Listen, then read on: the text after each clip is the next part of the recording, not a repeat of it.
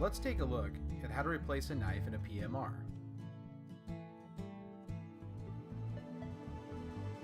Open the door to access the knife.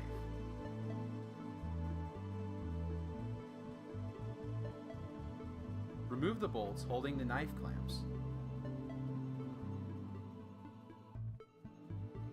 Remove the knife clamps, then carefully remove the knife as the edge may still be very sharp.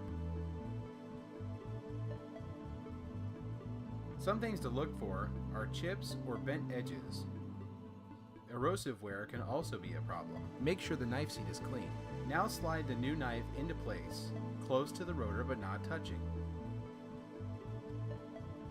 Replace the knife clamps and bolts.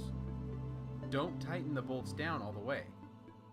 Be sure to leave enough slack to push the knife to set it. Check your tolerance measurements and adjust the knife with the pusher screw on the knife clamp. The knife to rotor clearance should be adjusted using feeler gauges. Consult the Precision PMR Service and Maintenance Manual for specific clearances.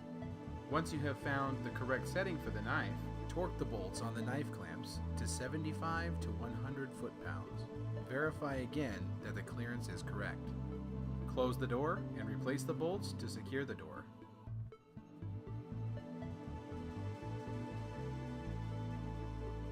Congratulations! You have successfully replaced a knife in a PMR. For more videos, check the website to help with your other precision needs.